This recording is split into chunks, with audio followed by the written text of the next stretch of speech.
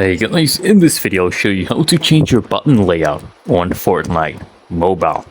All you need to do is come here, the top right, and click on this icon. You see these three horizontal lines? Click on this, and then you want to click on these three horizontal lines again right down here, and then you will see this option that says HUD Layout Tool.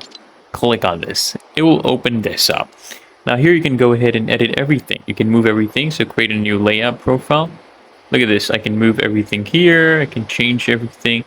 You can mess around, change everything. You can increase the sizes as well, right? You can increase grid snaps if you want. You can go switch to different modes like building. You can change for each.